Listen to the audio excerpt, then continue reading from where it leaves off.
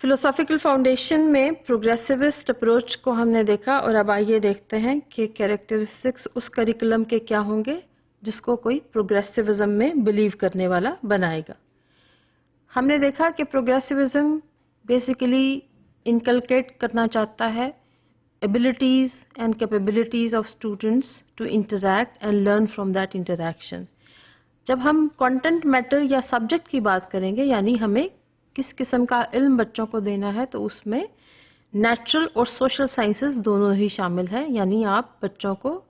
Basic languages, mathematics, science, history, geography पढ़ाने के साथ साथ बच्चों को सोशल वैल्यूज से भी इंट्रोड्यूस करेंगे। और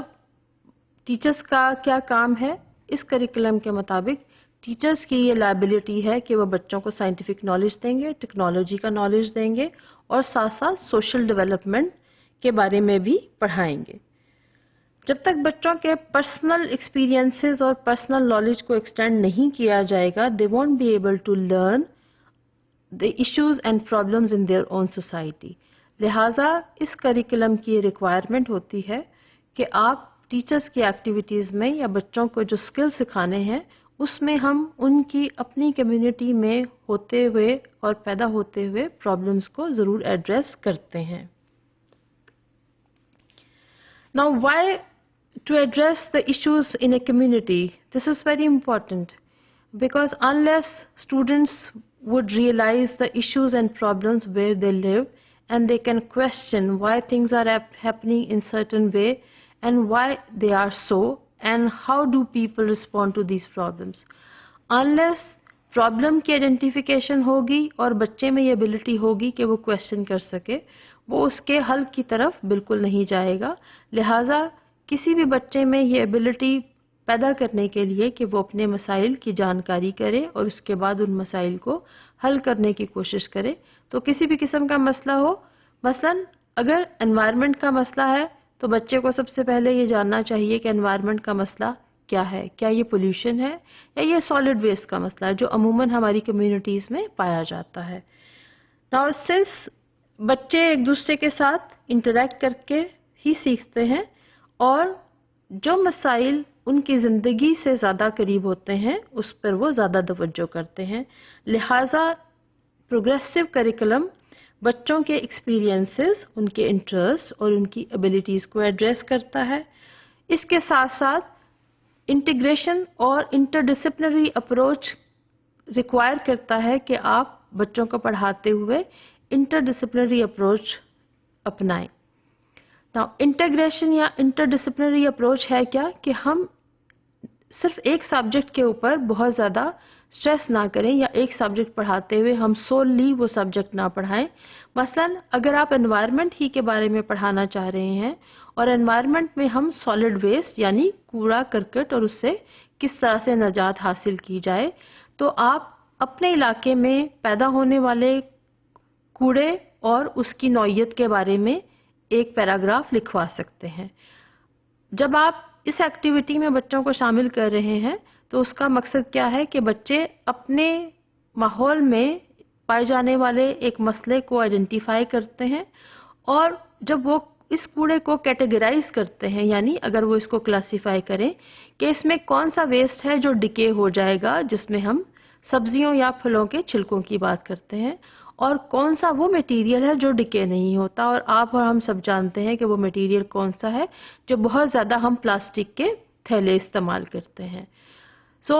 इन तमाम चीज़ों को लिखते हुए बच्चे में ये एबिलिटी पैदा हो रही है कि उसने किस किस्म की सेंटेंस स्ट्रक्चर बनानी है, उसको किस किस्म की महारत होनी चाहिए। अगर ये इंग्लिश में है तो उसको कितनी वोकैबुलरी आनी चाहिए, अगर मैथमेटिक्स में करना है तो कितना कूड़ा उसको वजन करने का तरीका उसको मालूम होना चाहिए। लिहाजा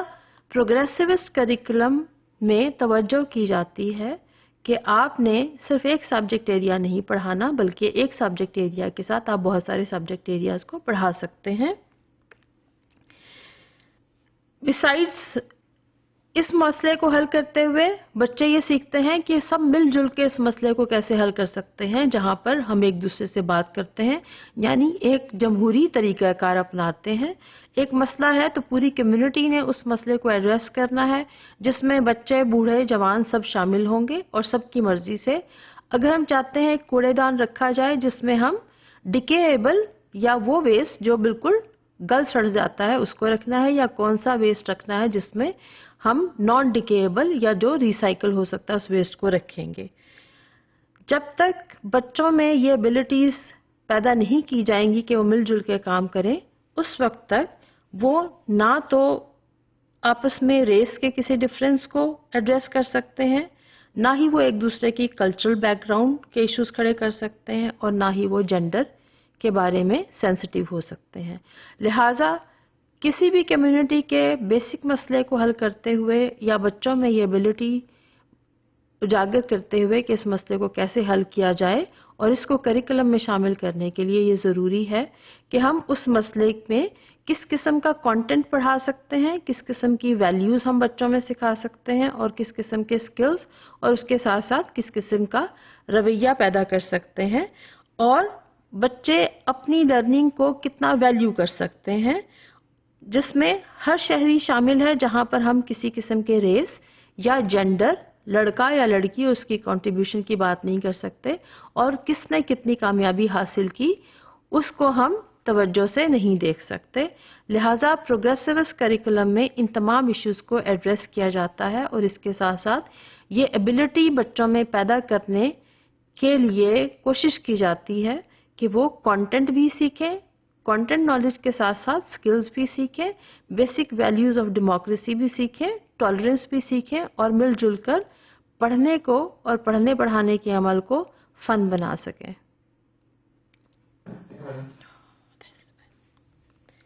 اچھا جی.